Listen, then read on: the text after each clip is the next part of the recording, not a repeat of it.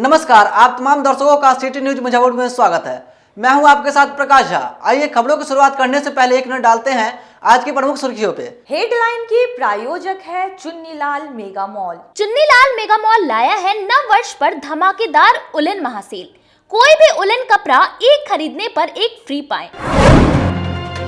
अहियापुर थाना क्षेत्र के जियालाल चौक पर अपराधियों ने सरेआम युवक को गोली मारकर किया घायल। किराना व्यवसायी से 50 लाख रुपए रंगदारी मांगने के मामले में पुलिस ने 3 अपराधियों को हथियार के साथ किया गिरफ्तार। और 2 दिवसीय युवा उत्सव का विधिवत हुआ समापन, जीते हुए प्रतिभागियों को पुरस्कार से किया गया सम्मानित। ये थी आज की प्रमुख सुर्खियां। अब खबरें विस्तार से। अहियापुर थाना क्षेत्र के जियालाल चौक पर दिन दहाड़े अपराधियों ने एक युवक को गोली मार दी। घायल अवस्था में युवक को अस्पताल में भर्ती कराया गया। दिन दहाड़े सरेआम अपराधियों ने अहियापुर थाना क्षेत्र के जियालाल चौक पर एक युवक को गोली मारकर घायल कर दिया। घायल अवस्था में स्थानीय लोगों ने युवक को मां जानकी अस्पताल में भर्ती कराया, जहां युवक की स्थिति नाजुक बनी हुई है। घायल युवक का नाम रोहन कुमार उर्फ रावण है, जो अपने निजी कामों से जियालाल चौक पर गया था, जहां घात लगाए अपराधियों ने ताबड़तोड़ गोली फायरिंग की, जिसमें रोहन को गोली लग गई और वहां से अपराधी भाग निकले। घायल अवस्था में रोहन को लोगों ने अस्पताल में भर्ती कराया, जहां उसकी स्थिति नाजुक बनी हुई है। वहीं मौके पर अहियापुर थाना के पुलिस के साथ नगर डीएसपी पहुंचे और पूरे मामले की छानबीन की। नगर डीएसपी ने बताया कि अपराधियों ने बाइक से आए हुए थे और गोली मारकर फरार हो गए। पूरे मामले की जाँच की जा रही है। आज सुबह का मामला है। एक व्यक्ति जियालाल चौक के रहने वाले हैं, रोहन कुमार, मोटरसाइकिल लगा कर यहाँ किसी से बात कर रहे थे। एक मोटरसाइकिल पर सवार 3 व्यक्ति दक्षिण की तरफ से आया है और उन पर गोली चला दिया है। उनके शरीर में 3-4 गोलियां लगी हैं, पैर में, जांघ में, बांह में, ऐसे करके गोली लगी है। तो यहाँ के स्थानीय लोग उनको उनके परिजनों के सहयोग से उठवा करके मां जानकी हॉस्पिटल में इलाज के लिए भिजवाए हैं। अभी उनका इलाज वहीं पर चल रहा है। पहचान हुई है? जो व्यक्ति हैं वो तो जियालाल चौक के हैं, पहचाना होगा। सर पहले से आपराधिक रिकॉर्ड है क्या सर उसका? इनका आपराधिक रिकॉर्ड अभी तक तो हमको नहीं पता चला है, और छानबीन करने के बाद आगे पता चलेगा। सर ये राजा ठाकुर से रिलेटेड कोई मामला है क्या सर? देखिए, उस जियालाल चौक पर कुछ दिन पूर्व ही राजा ठाकुर का हत्या हुआ था। उसमें कुछ व्यक्तियों का नाम आया था, इनके परिजन का भी नाम है, जैसा कि लोग बता रहे हैं, यहाँ पर नाम था उसमें। तो इन लोग का आपस में जियालाल चौक पर तो पहले से मामला एक चल रहा है। हो सकता है कि उससे संदर्भित हो, लेकिन बयान आने के बाद वही घटना घटने के बाद स्थानीय लोगों ने बताया कि गोली चलने की आवाज़ सुनाई दी, तो हम लोग बाहर निकले और देखा कि एक युवक जमीन पर गिरा हुआ है और उसे के परिवार वाले आकर उसे गाड़ी में लाद कर ले गए। मैंने हल्ला किए, मैंने देखे हुए हैं ना, खड़ा होकर मारते। हमको बुझाया कि फटाका छोड़ रहा है बच्चा सब, ये नहीं देखे कि वो लोग मैंने आया हुआ है आती कर रहा है। तब वही निकल कर देखे तो देखे हैं कि वो मरा हुआ है, गिर गया। वो हम नहीं देखे उसको गिरने, बाकी गोली छोड़ कर अति ले करके चल दिया ना, तब देखे कि जा रहा है मैंने मार करके। तो वही लड़का सब आया। कौन है लड़का जिसको गोली लगा है? तो जियालाल चौक पर के है। क्या नाम है उसका? नाम पता है? रावण कहता है उसको, अब असली नाम नहीं कहेंगे, बाकी रावण रावण सब बोल रहा है। उसको पापा का नाम है शायद दिनेश राय बोलते हैं। क्यों मारा गोली, सब कुछ पता चला है? नहीं वो सब पता, हमको सब मालूम नहीं है। वो बच्चा सब के क्या हुआ नहीं हुआ। मगर आप लोग के नजर के सामने ही गोली लगा? हाँ, वो जो खड़ा था ना तो गोली लगा करके चल दिया। नहीं फोन किया ना तो बाद में आया, वो सब चल गया। तब 1 घंटा के बाद आया पुलिस। उसको उठा के कौन ले गया है? वो उसका अपना आदमी से ले गया है, गाड़ी से, 4 चक्का गाड़ी से उठाकर। तो उसका परिवार को सूचना मिला तो लोग आया ले गया है? हाँ। किराना व्यवसायी से 50 लाख रुपए रंगदारी मांगे जाने के मामले में पुलिस ने 3 अपराधियों को हथियार के साथ गिरफ्तार किया। किराना व्यापारी से 50 लाख रुपए की रंगदारी मांगने में पुलिस ने गिरोह के 3 सदस्य को हथियार कारतूस के साथ गिरफ्तार किया है। अहियापुर थाना क्षेत्र की घटना बताई जा रही है। मुजफ्फरपुर पुलिस ने व्यवसायी से 50 लाख रुपए की रंगदारी मांगने मामले में पुलिस ने कार्रवाई करते हुए 3 शातिर बदमाश को गिरफ्तार कर लिया है। पकड़े गए अपराधी ने अपनी संलिप्तता घटना में स्वीकार की है। एसएसपी राकेश कुमार ने प्रेस कॉन्फ्रेंस करते हुए बताया कि नगर डीएसपी राघव दयाल की टीम ने कार्रवाई करते हुए मामले में 5 अपराधी में से 3 अपराधी को गिरफ्तार कर लिया है, जिनके पास से 2 देसी पिस्टल कारतूस, घटना में इस्तेमाल बाइक को बरामद किया गया है। पकड़े गए आरोपी में अमित कुमार अहियापुर, राजन कुमार मीनापुर और कुंदन कुमार मीनापुर थाना क्षेत्र के रहने वाले बताए गए हैं। पुलिस पूछताछ के बाद सभी को जेल भेजे जाने की कवायद में जुटे हुए हैं। 5 तारीख को अहियापुर थाना अंतर्गत एक मामला प्रतिवेदित हुआ था, जहां पर वहां के किराना व्यवसायी थे जिनसे 50 लाख रुपए की रंगदारी की मांग की गई थी और उनको इसमें डराने का भी प्रयास किया गया था। उनके घर पर गोलीबारी भी की गई थी। इसी आलोक में एक केस प्रतिवेदित किया गया था। हम लोग उस केस को टाउन डीएसपी साहब जो हैं उनके नेतृत्व में एसआईटी गठित करके इन्वेस्टिगेट कर रहे थे, जिसमें लोकल एसएचओ अहियापुर थे और जो हम लोग की डीआईजी की टीम थी वो भी शामिल थी। इसी केस के इन्वेस्टिगेशन के क्रम में 8 तारीख को झपा के पास से 3 लोगों की गिरफ्तारी की गई है, जिनके पास से 2 अवैध आग्नेयास्त्र भी बरामद किए गए हैं, 3 गोलियां बरामद की गई हैं। जिस मोबाइल से रंगदारी की मांग की जाती थी उस मोबाइल को भी हम लोगों ने रिकवर किया है और जो बाइक घटनाक्रम में इस्तेमाल हुई थी उस बाइक को भी हम लोगों ने बरामद किया है। इस पूरे घटनाक्रम में 5 लोगों की संलिप्तता थी। 5 में से 3 लोगों को हम लोग अरेस्ट कर चुके हैं। 2 लोगों की अरेस्टिंग के लिए हम लोग टीम लगातार रेड कर रही है। पहले से कोई आपराधिक इतिहास भी है सर? पहले से अभी तक अहियापुर थाना क्षेत्र में तो इनका नहीं प्राप्त हुआ, लेकिन जिले के जो डिफरेंट अन्य थाने हैं वहाँ से हम लोग इनका हिस्ट्री अभी खुजवा रहे हैं। सर रंगदारी कितने की मांगी गई? 50 लाख। मकर संक्रांति के महज कुछ ही दिन शेष बच गए हैं, जिसको लेकर के पूरा बाजार तिलकुट से सज गया है। सोंधी सोंधी तिल की खुशबू से शहर का पूरा बाजार गुलजार पड़ा है। मकर संक्रांति के महज कुछ ही दिन शेष बचे हैं और शहर के सभी प्रमुख चौक चौराहों पर तिलकुट का बाजार सजकर तैयार हो गया है। आम लोग मकर संक्रांति को लेकर तिलकुट की खरीदारी अभी से ही कर रहे हैं। सरैयागंज टावर स्थित विनोद जी तिलकुट वाले की दुकान पर ग्राहकों की काफी भीड़ लगी हुई थी। लोग तरह तरह के तिलकुट खरीद रहे थे। कोई चीनी वाला तिलकुट ले रहा था तो कोई गुड़ वाला तो कोई खोआ वाला तिलकुट खरीद रहा था। तिलकुट खरीदने आए ग्राहकों ने बताया कि तकरीबन 25 वर्षों से विनोद जी के यहाँ से तिलकुट खरीद रहे हैं और आज तक वही स्वाद और वही क्वालिटी है। तिलकुट खरीदने आए हैं। बहुत ज़्यादा तिलकुट नहीं, बहुत मतलब प्रतिष्ठित दुकान है। सामान का क्वालिटी सही है, कहीं से कोई गड़बड़ी नहीं है। हम लोग आंख मूंद कर आते हैं, विनोद जी के दुकान से लेते हैं। कितने वर्षों से? हम लगभग 20-25 वर्षों से यहाँ से ले रहे हैं। यहाँ दुकान बहुत अच्छा है, खस्ता तिलकुट मिलता है। हम लोग परसों से आते हैं, हर एक मकर संक्रांति में यहाँ से आके तिलकुट ले जाते हैं। कितने वर्षों से खरीदारी कर रहे हैं? हम लगभग 7-8 बजे से खरीदारी कर रहे हैं। क्या लगता है कि यहाँ का टेस्ट दूसरी जगह मिलता है? नहीं, ऐसा नहीं मिलता है, नहीं मिलता है। तिलकुट क्यों खरीदने आए? मकर संक्रांति 14 तारीख को हम लोग मनाते हैं, इसीलिए तिलकुट लेने आए हैं। कहाँ से आए हैं? हम आए हैं बड़का गांव से, आगे गोविंदपुर नया टोला हुआ, जयपुर के नजदीक। दूर दूर से लोग यहाँ तिलकुट की खरीदारी करने आते हैं। विनोद जी ने कहा कि यह हमारा खानदानी पेशा है और वर्षों से हम लोगों की सेवा कर रहे हैं। खासकर हमारे यहाँ आए कारीगर यहाँ तिलकुट बनाते हैं जो लोगों को काफी पसंद आता है। सर हमारे यहाँ खास्ता है, कि हम कारीगर के गाया के कारीगर एकदम गाया के कारीगर के बुलाते हैं। वहाँ पर ही गाया के कारीगर में हर चीज़ में वाकिफ है। कितना में कितना तिल चाहिए, कितना में पानी चाहिए, कितना में नींबू पड़ना चाहिए, इस सब गाया के कारीगर में खासियत है सर।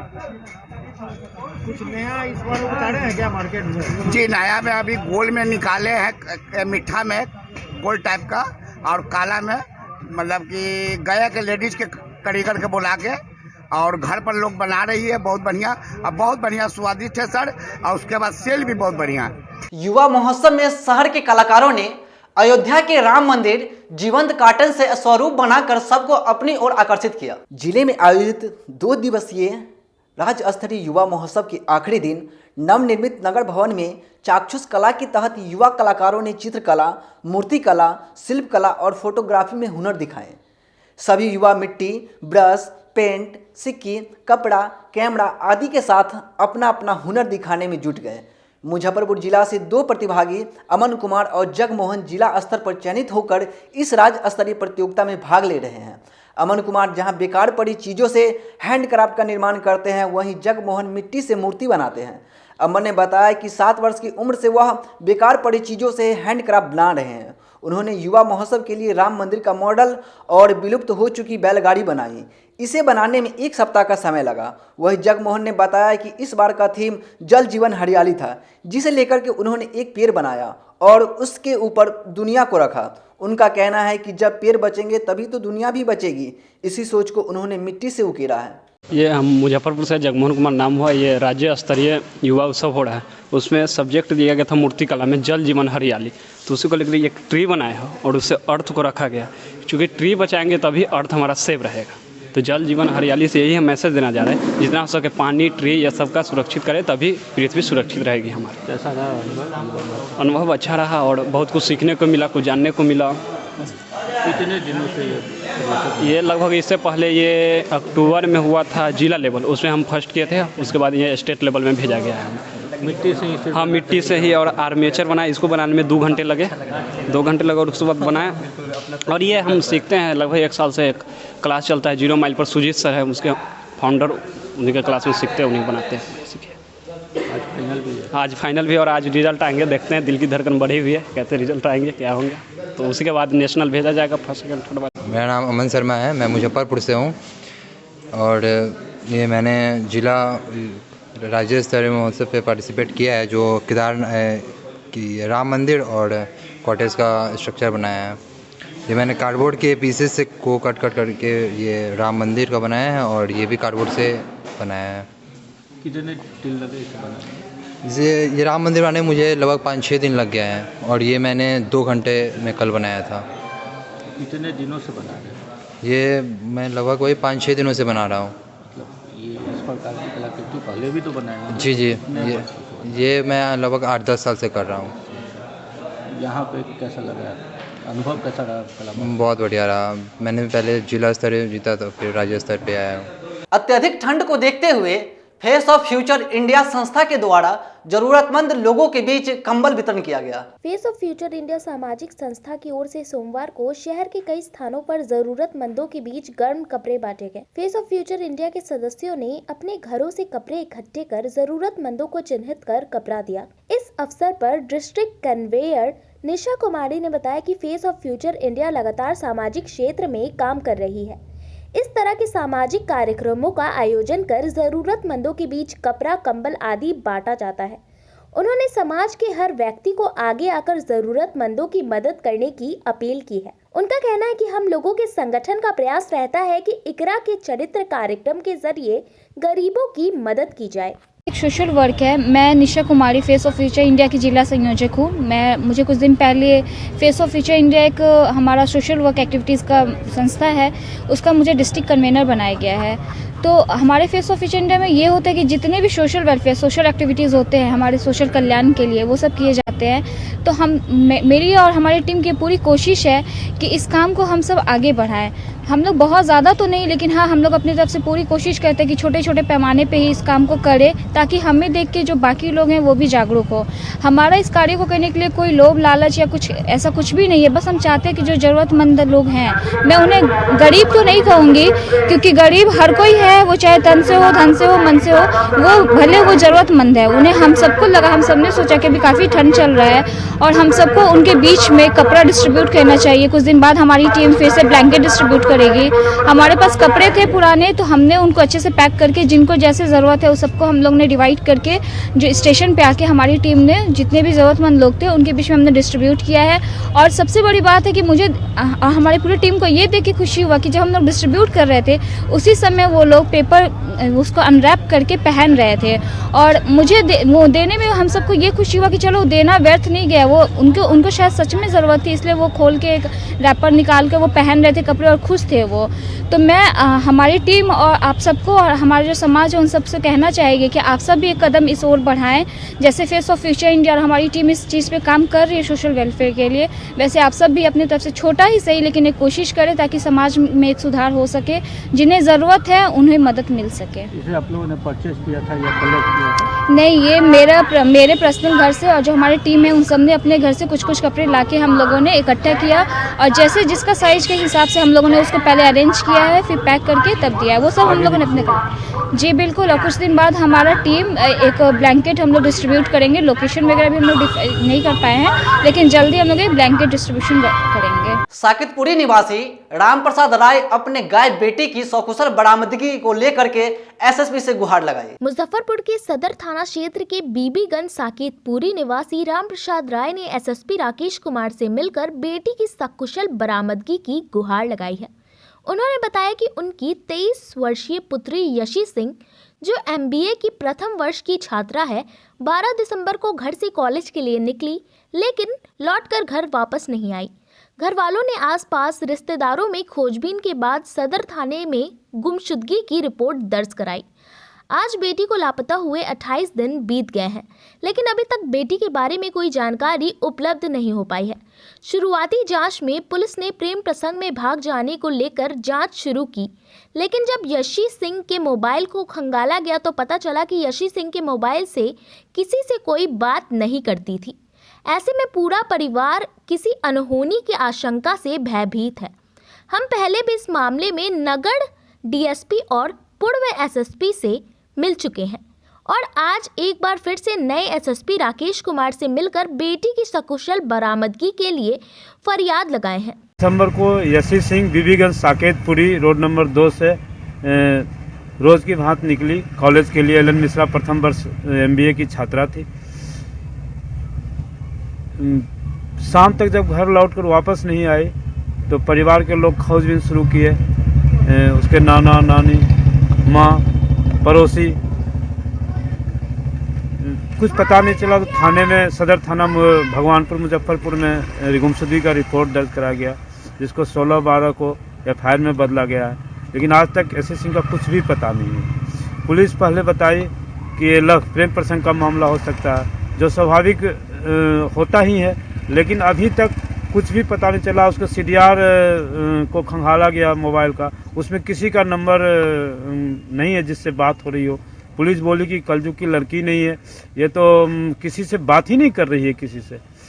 इसके बाद हम लोगों का आशंका जो पहले से था कि मुजफ्फरपुर में गलत तत्वों का, सेक्स माफियाओं का और गलत लोगों का अड्डा है, कहीं उन लोगों के हाथों में आ गई हो तो बच्ची बहुत यातना भुगत रही होगी। और हम लोग ये सोच कर बहुत दुखी हैं। उनकी माँ, उनके परिवार और लोग, परिवार के और लोग एकदम मरना सन है। खाना पीना भी लोगों का नहीं हो पा रहा है। हम तो रोते हुए सो पाते हैं और रोते हुए जगते हैं। कृपा करके कुछ ऐसी आप लोगों का सहयोग मिले जिससे कि पुलिस प्रशासन हरकत में आए और इनकी निष्क्रियता भंग हो और वे यशी सिंह को खोज पाए। आप कहाँ गए गुहार लगाने? जी, हम थाना तो प्रतिदिन 15 दिन तक लगातार गए। स्थानीय DSP साहब राघव दयाल जी के पास गए बहुतों बार। जो इस पूर्ववर्ती SSP साहब जयंत कांत जी थे, उनके पास 4-5 बार मिले। आज जो नए SSP महोदय आए हैं उनसे भी बात किए।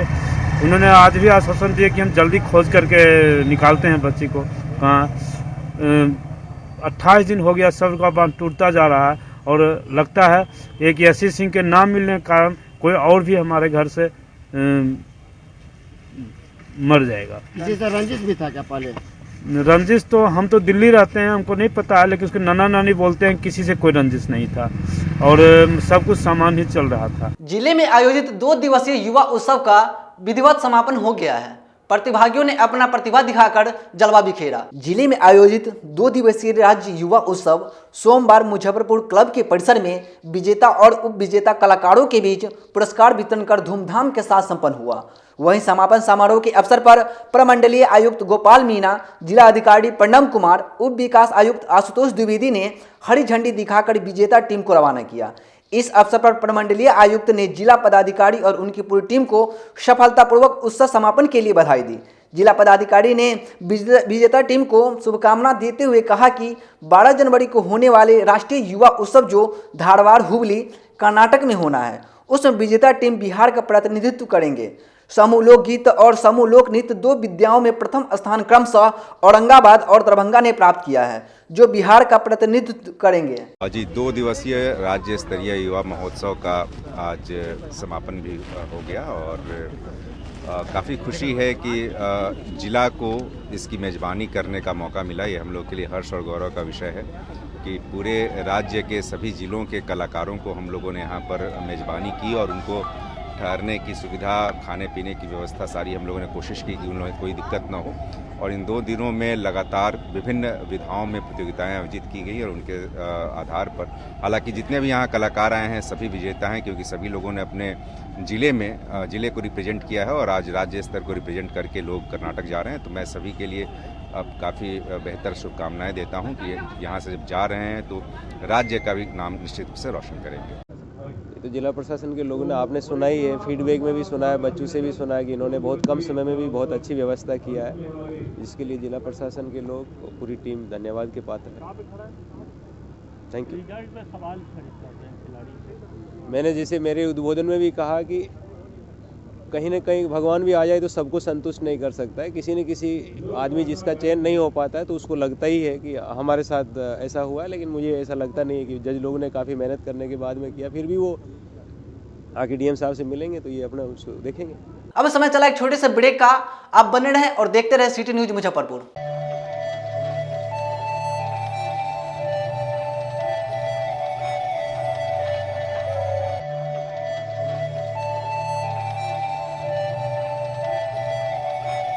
बाजार से सस्ता सबसे अच्छा चुन्नीलाल मेगा मॉल मुजफ्फरपुर में भी धूम मचाने के लिए आ गया है। शादी विवाह के लिए है लहंगे की सबसे बड़ी कलेक्शन। दुल्हन के मन को भाए यहाँ की ब्राइडल लहंगा चुन्नी।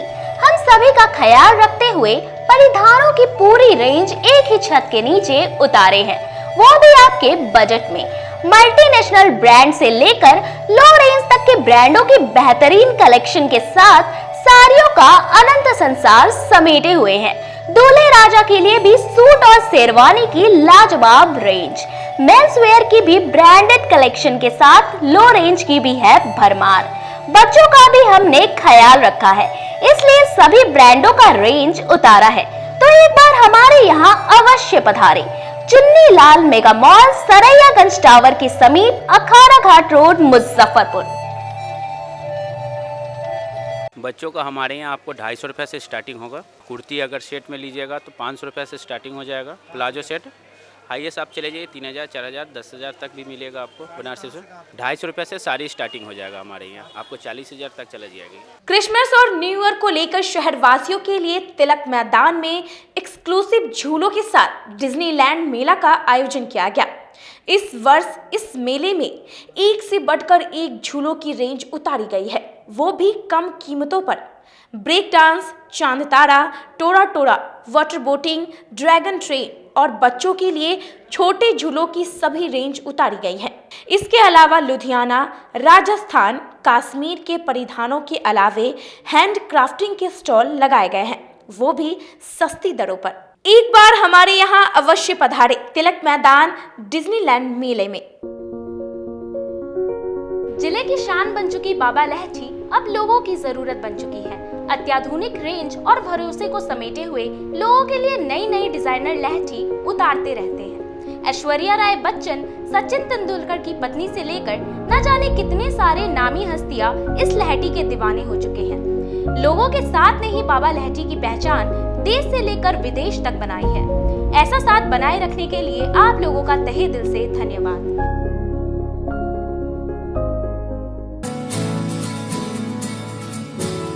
कहते हैं कि मंजिल उन्हीं को मिलती है जिनके सपनों में जान होती है। पंखों से कुछ नहीं होता, हौसलों से उड़ान होती है। तो अगर आप में भी है जज्बा कुछ कर दिखाने का, अगर आपके अंदर भी है एक जीनियस, अगर आप भी छूना चाहते हैं आसमान की ऊंचाइयों को, क्रैक करना चाहते हैं IIT JEE, AIIMS, NEET, NTSC, KVPY या फिर ओलंपियाड, तो आपके हौसलों को उड़ान देने के लिए है जीनियस क्लासेस। जी हाँ, सही सुना आपने, Genius Classes for IIT JEE, AIIMS, NEET, NTSC, KVPY, olympiad for 8th, 9th, 10th, 11th, 12th and target. अपने बेहतरीन सक्सेस रिकॉर्ड के साथ सफलता की नई ऊंचाइयां गढ़ रहा है जीनियस क्लासेस। तो my dear students, 8th, 9th, 10th, 11th, 12th and target के लिए नए बैचेस शुरू होने वाले हैं जीनियस क्लासेस में, जहां है separate hostel for boys and girls. जल्दी से पता नोट करें, Genius Classes, study centre, Pankaj market, Saraiyaganj, Muzaffarpur. अधिक जानकारी के लिए कॉल करें 7635091378 या फिर 7635091387 या फिर आप कॉल कर सकते हैं 7635091396 या 9006911690 पर या फिर 9128482268। Genius Classes. For more information, visit our website www.geniusclasses.in or email us on info@geniusclasses.in. Registrations are open and new batches are starting soon. Rush to Genius Classes, Study Center Pankaj Market, Saraiyaganj, Muzaffarpur. अपने सपनों के आशिया को दे एक नई पहचान माँ Bhavani decor private limited के साथ, जो है ऑथराइज्ड डिस्ट्रीब्यूटर ऑफ कजारिया। देश की मिट्टी से बनी टाइल से देश को बनाते हैं। और जहां मिलती है सभी प्रकार के Indian and imported granite, marble, sanitary एवं कोटा स्टोन का अनोखा एवं आकर्षक संग्रह। माँ भवानी डेकोर प्राइवेट लिमिटेड मतलब a complete floor solutions. New 0 mile Dadar road, Muzaffarpur. Call 9934753111। आपका भरपूर प्यार और साथ मिलने के कारण ग्राहकों की सुविधा को देखते हुए नीलकमल का फैक्ट्री आउटलेट का दूसरा ब्रांच अखाड़ा घाट रोड KFC के सामने खुल गया है, जिसमें ग्राहकों को सभी प्रोडक्ट पर विशेष छूट दी जा रही है। वहीं नीलकमल का पहला branch Mithanpura Narayanpur road Vaishali management के सामने है, जो कि लगातार ग्राहकों की सेवा करता आ रहा है। उत्तर बिहार का पहला एक्सक्लूसिव शोरूम है, जहां ऑफिस फर्नीचर और होम फर्नीचर की सभी रेंज उपलब्ध है, तो एक बार सेवा करने का मौका जरूर दें। पहला ब्रांच मिठनपुरा नारायणपुर रोड और दूसरा ब्रांच अखाड़ा घाट रोड। हमारा मोबाइल नंबर है 9334900888 और 7004320580। नीलकमल का एक्सक्लूसिव शोरूम जो पहले से मिठनपुरा नारायणपुर रोड में अपोजिट वैशाली रूरल मैनेजमेंट में चला आ रहा है, वहाँ पे हमें आप लोगों का बहुत सारा प्यार मिला और इसीलिए हम लोगों ने अपना दूसरा ब्रांच सार्थक सेल्स एंड मार्केटिंग के जॉइंट वेंचर से अखाड़ा घाट रोड में KFC के सामने कृष्णा टॉकीज के बगल में सुविधा कॉम्प्लेक्स में हम लोगों ने खोला है, जो कि कंपनी का फैक्ट्री आउटलेट है, जहां नीलकमल के विस्तृत रेंज आपको 40% तक के डिस्काउंट पे मिलेंगे और मैट्रेस का भी एक विस्तृत रेंज है। और आप लोगों से निवेदन है कि एक बार आप पधारें और इस दुकान की जो सबसे अच्छी विशेषता है कि उधार चालू है, तो HDFC और बजाज के माध्यम से आपको फिनांस की भी सुविधा है। आप अपने घरों को फिर से बहुत अच्छे से सजा सकते हैं। ब्रेक के बाद आप तमाम दर्शकों का फिर से स्वागत है। अब रुख करते हैं अन्य खबरों की ओर। छात्र संघ के सभी विंग संयुक्त रूप से भ्रष्टाचार के खिलाफ विश्वविद्यालय परीक्षा नियंत्रण का पुतला जलाया। बिहार विश्वविद्यालय में व्याप्त भ्रष्टाचार के खिलाफ छात्र लोजपा, छात्र जदयू और AISF ने संयुक्त तत्वाधान में सोमवार को बिहार विश्वविद्यालय में परीक्षा नियंत्रण का पुतला दहन किया। AISF के जिला अध्यक्ष महिपाल ओझा ने परीक्षा नियंत्रक पर बुरी तरह से आरोप लगाते हुए कहा कि वह छात्रों की किसी भी समस्या को सुनने से इनकार करते हैं और छात्रों के साथ गाली गलौज कर फरियाने की बात करते हैं। हम लोगों ने न सिर्फ आज परीक्षा नियंत्रक का पुतला दहन किया है, बल्कि इस आंदोलन को चरणबद्ध तरीके से आगे भी जारी रखेंगे। बिहार यूनिवर्सिटी के प्रति कुलपति जब तक हम लोगों से मिलकर परीक्षा नियंत्रक पर कार्रवाई करने का आश्वासन नहीं देते हैं, तब तक हम लोग का आंदोलन जारी रहेगा। आज का जो मांग है हम लोग का, विश्वविद्यालय में व्याप्त भ्रष्टाचार है। परीक्षा विभाग में आए दिन लगातार भ्रष्टाचार बढ़ते जा रहा है। इस पर परीक्षा नियंत्रक महोदय कोई कार्रवाई नहीं कर रहे हैं। परीक्षा विभाग को चलाने में असफल है। उनको इस्तीफा, अपने पद से इस्तीफा दे देना चाहिए। लगातार जब से परीक्षा नियंत्रक का कुर्सी संभाले है, तब से कभी एडमिट कार्ड जारी करने में गड़बड़ी होती है, कभी रिजल्ट में, जब रिजल्ट जारी होता है तो 80% रिजल्ट जो है पेंडिंग कर दिया जाता है। 1 नंबर से छात्रों को फेल कर दिया जाता है। ये सब जो मांग है, इस सब को लेकर हम लोग का आज का आंदोलन का शुरुआत किया गया है पुतला दहन करके, और ये लगातार ये आंदोलन चलते रहेगा जब तक परीक्षा नियंत्रक महोदय अपने पद से इस्तीफा नहीं दे देते। और यहाँ के कुलपति को हम कहना चाहते हैं कि जल्द से जल्द उनको बर्खास्त किया जाए, क्योंकि परीक्षा विभाग उनसे नहीं संभल रही है। जब से कुर्सी संभाले तब से लगातार भ्रष्टाचार व्याप्त है। डिग्री का जो चालान होता है 500 का चालान है, 700 का चालान, 700 का चालान डिग्री कटाने का मतलब है कि घर पे डिग्री पहुंचाना है। एक भी आज तक बताया परीक्षा नियंत्रक महोदय की एक भी बच्चे का डिग्री घर पे पहुंचा हो। डिग्री के लिए आप भाग दौड़, कभी कॉलेज जाओ तो कॉलेज बोलता है यूनिवर्सिटी में है, यूनिवर्सिटी बोलता है कॉलेज में है, और वही जो 1500 रुपये देते हैं उनको। संयुक्त छात्र संगठन के तत्वाधान में आज बिहार विश्वविद्यालय के परीक्षा नियंत्रक का पुतला दहन प्रदर्शन कार्यक्रम किया गया। मुख्य रूप से आज का जो कार्यक्रम है उसमें छात्र राजद, छात्र जदयू, छात्र एआईएसएफ और छात्र लोजपा, छात्र हम सभी संगठन के विश्वविद्यालय अध्यक्ष अन्य पदाधिकारी के साथ बिहार विश्वविद्यालय के कंट्रोलर माननीय संजय सिंह के द्वारा सभी छात्र नेताओं का अपमान, छात्रों का अपमान, गाली जैसे शब्द, कई वीडियो भी वायरल इससे पहले उनका हुआ था जिसमें वो छात्र नेताओं को गाली देते हुए नजर आए थे। अब भी सभी छात्र नेता जो भी जाते हैं उनसे उनका जो बोलने का ढंग होता है वो बिल्कुल भी पदाधिकारी के लायक नहीं होता है। वो माफिया, गुंडा, क्रिमिनल की भाषा बोलते हैं। हम लोग उनका सम्मान करते हैं, उस कुर्सी का सम्मान करते हैं जिस तरह की उनकी लहजा होती है। सदर अस्पताल परिसर में सिविल सर्जन ने पीएचसी को बेहतर बनाने के लिए पदाधिकारियों के साथ बैठक की। जिले में स्वास्थ्य व्यवस्था को बेहतर बनाने के लिए उच्च पदाधिकारी हर मंगलवार को पीएचसी में बैठक कर विचार विमर्श करेंगे।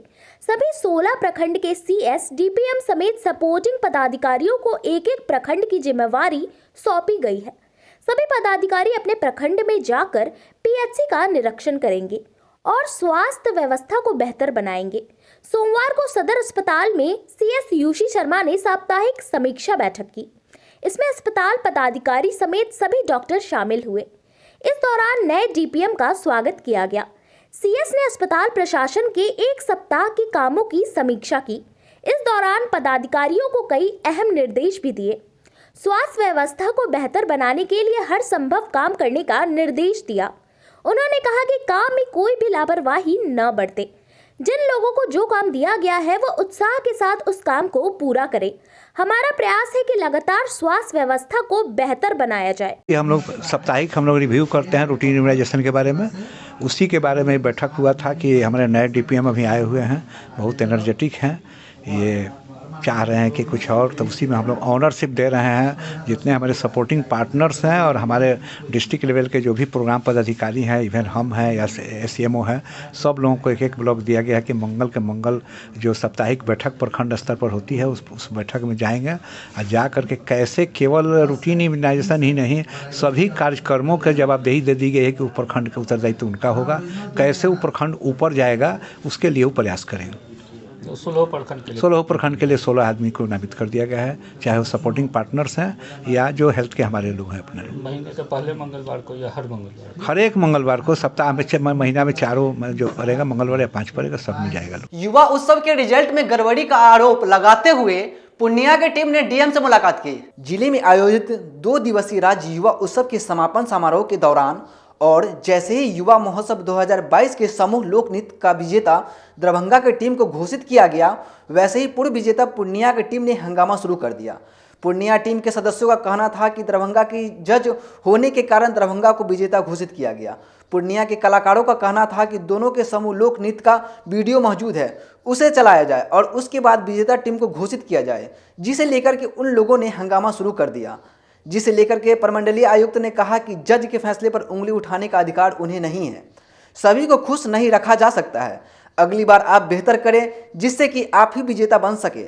वो मोबाइल से फोटो खींच रही है, ये कहीं से नहीं, डिस्क्वालीफाई है। वो किस तरह मोबाइल से? मैं नेशनल के लिए अभी यूनिवर्सिटी से सिलेक्शन हुआ है, मुझे फोटो कहते हैं तुम खींच ही नहीं सकता।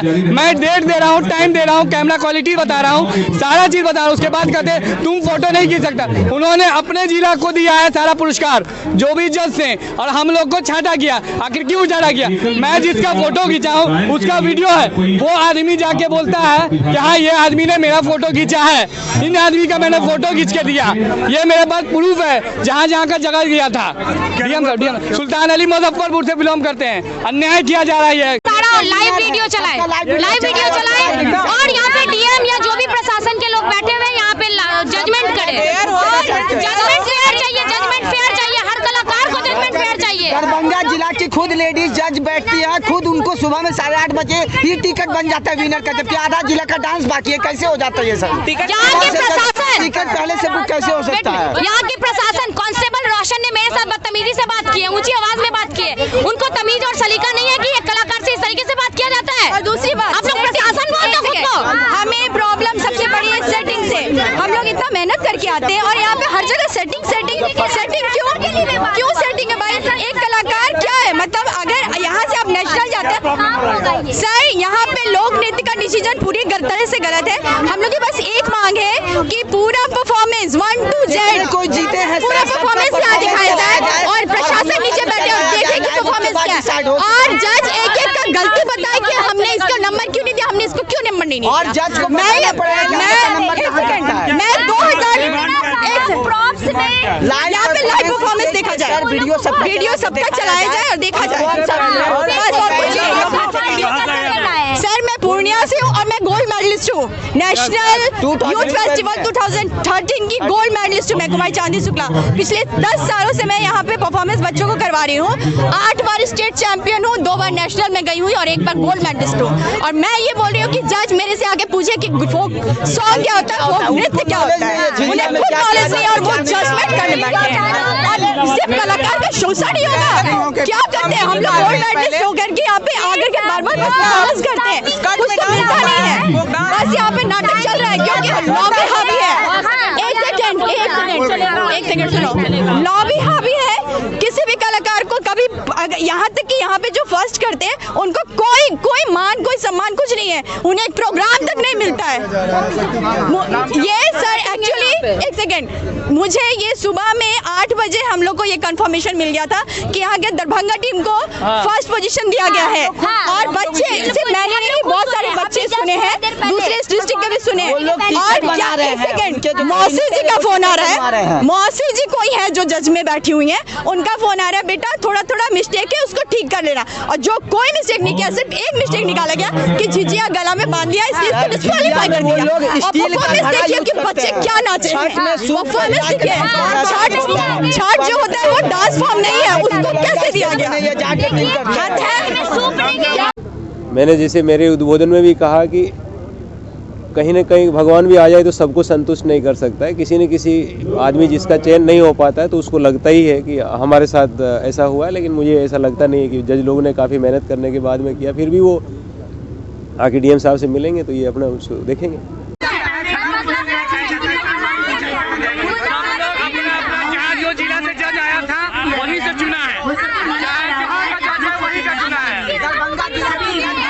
चेंबर ऑफ कॉमर्स के सभागार में हार्ट अटैक और सांस से जुड़ी बीमारियों पर कार्यशाला का आयोजन किया गया। उत्तर बिहार वाणिज्य एवं उद्योग परिषद में मारवाड़ी युवा मंच और उत्तर बिहार वाणिज्य परिषद ने संयुक्त तत्वाधान में हृदयाघात से जुड़ी कार्यशाला का आयोजन किया, जिसमें पटना मेदांता अस्पताल के डॉक्टर एवं उनके सहयोगियों के द्वारा हृदयाघात एवं श्वासाघात के प्राथमिक उपचार के संबंध में लोगों को जानकारी दी गई। साथ ही लोगों को प्रशिक्षण प्रमाण पत्र भी दिया गया। सभापति पीयूष गोस्वामी ने बताया कि आकस्मिक परिस्थितियों में हार्ट अटैक या सांस लेने पर समस्या होने से कैसे बचाव करना है, इसकी जानकारी सभी लोगों को होनी चाहिए। इसी को लेकर आज हम लोगों के द्वारा आम जनमानस के लिए कार्यशाला का आयोजन किया गया है। मैं डॉक्टर शुभलेश कुमार हूँ, associate consultant, department of critical care, Jayprabha Medanta, Patna. Sir CPR क्या है? सीपीआर का फुल फॉर्म होता है कार्डियोपल्मोनरी रेसिसिटेशन। इसके सीपीआर जानने के पहले हमें ये जानना आवश्यक है कि सीपीआर हमें किन पेशेंट्स को देना है। जब भी किसी व्यक्ति को कार्डियक अरेस्ट होता है तो कार्डियक अरेस्ट की अवस्था में हमें सीपीआर देनी है। और उससे भी महत्वपूर्ण है, if actually as a general बात करें तो सब व्यक्ति को हार्ट अटैक के बारे में जानकारी है। The majority of the population knows about heart attack, but if हम कार्डियक अरेस्ट की बात करें तो लोग इतनी वाकिफ़ नहीं है। So heart attack is different, cardiac arrest is different. Heart attack में हार्ट की ब्लड सप्लाई में रुकावट हुई है और कार्डियक अरेस्ट में हार्ट की इलेक्ट्रिकल गतिविधि में समस्या आई है। सो जब भी कभी कार्डियक अरेस्ट होगा वैसे व्यक्ति को हमें सीपीआर देने की आवश्यकता होती है। और सर सीपीआर कैसे दिया जाता है? डियर, सीपीआर देने की प्रक्रिया it's very straight forward, it's very simple and I believe कि क्लास 10 एंड अबव के सारे बच्चे as well as the common population को आनी चाहिए। सीपीआर के लिए आपको दोनों हाथों द्वारा एडिकेट कंप्रेशंस छाती के बीचों बीच देना। I mean it's more important to follow those videos. मतलब कई सारे वीडियोज़ हैं यूट्यूब पे जहाँ पे हमने इस टेक्निक को अच्छी तरह से डेमोन्स्ट्रेट किया है। ये प्रोग्राम इनकम्प्लीट होगा इफ़ मैं ये नहीं एक्सप्लेन कर पाऊँ कि what is cardiac arrest. See heart attack वाले सिम्टम्स तो सब वाकिफ़ हैं कि छाती में पेन शुरू होता है और वो पेन छाती के लेफ़्ट साइड पे स्टार्ट होता है, वो पेन शोल्डर्स पे जा सकती है, मे बी स्टमक एरिया में जा सकता है एंड बैक में।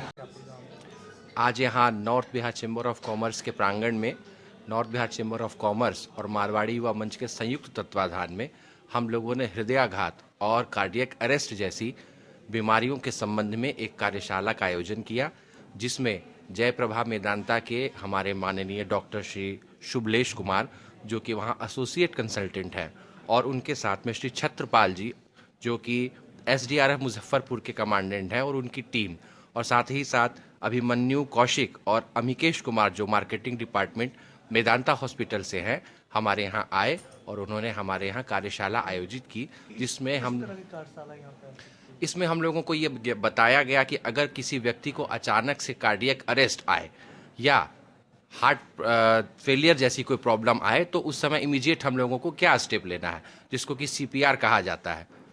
तो CPR देने के बाद अगर उस व्यक्ति का रिवाइवल नहीं होता है तो उसको हॉस्पिटल लेकर के जाने की प्रक्रिया करनी चाहिए। इंस्टेंटली SOS हम लोगों को क्या करना है ये हम लोगों को आज बताया गया। अब खबरों का सिलसिला हुआ यही समाप्त।